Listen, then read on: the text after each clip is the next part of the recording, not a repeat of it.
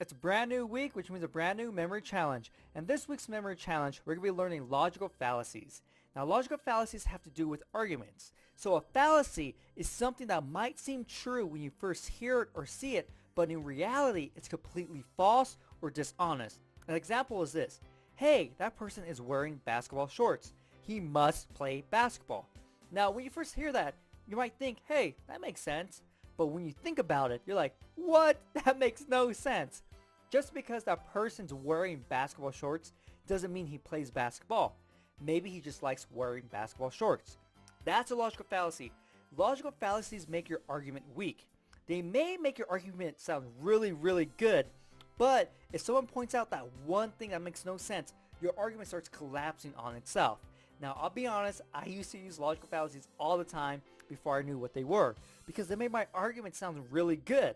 But when I learned the logical fallacies, I was like, man, I don't know what I'm talking about. I'm just saying these things just because it makes my argument sound good. I'm like, wow, if anyone knew what logical fallacies were, my arguments would just crash and burn so fast. And so for this week's memory challenge, we're going to be learning logical fallacies. Now, I'm going to include the link to this website down below. And so as you can tell, there are a lot of logical fallacies out there. And so you can just pick out some logical fallacies that you like, that you want to learn, or maybe you could do the different categories like fallacy of omission. Then you could do maybe fallacy or component fallacies. So you could decide to do categories or just pick out, maybe 10, 15 different fallacies here and there. But this is what you want to be able to do. So someone should be able to say a statement, and you should be able to identify which fallacy it is. So for example, what I just told you, right? Hey, that person wears basketball shorts, so he must be a basketball player. You should be able to identify, hey, that's a non sequitur. Okay? And so that's probably the most usefulness when it comes to actually memorizing and learning logical fallacies. Being able to identify them in different contexts that people are telling you, different statements, right?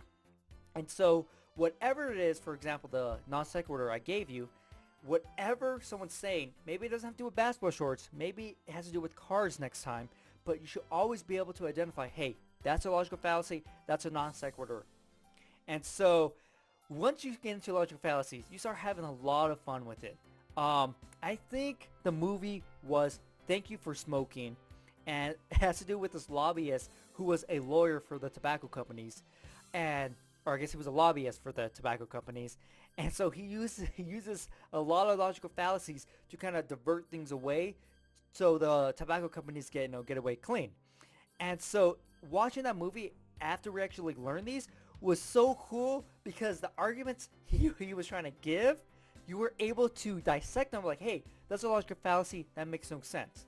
And so this stuff actually does have a use in real life because in the courts, if lawyers are saying these different logical fallacies, making statements that are completely false, and you're able to point it out, that could totally change the court case, right? And so this is really important when it comes to law because if lawyers are using logical fallacies, they can make their argument sound really good. And if the people aren't paying close attention to it, they might completely skip over the logical fallacy and just go on listening to the lawyer without actually pointing it out like, hey, that makes no sense. That's a complete lie what that lawyer just said. And of course, lawyers, people don't like them in general. And so it's not a good rep, for using logical fallacies as well.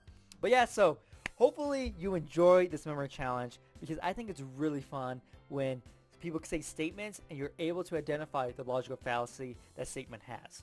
So have fun with this memory challenge, and yeah, maybe I'll make a video with a whole bunch of different like statements, and then you could pick out, hey, that's this fallacy, that's that fallacy. And so maybe I'll do that at the end of the week when I actually recall a whole bunch of different logical fallacies, because I think this is gonna be a little bit different how I quiz myself, because I would like to have statements and then I have to identify what logical fallacy those statements commit. But it's kind of hard to create a statement by myself because I already know what it is, right? So I'll try to figure that out, but hopefully, you're going to enjoy this memory challenge and just have a lot of fun with it. Subscribe to my channel for more videos on memory techniques, how to do better in school, memory challenges, updates, and much more. Also remember to click the notification bell so you know when I upload a video.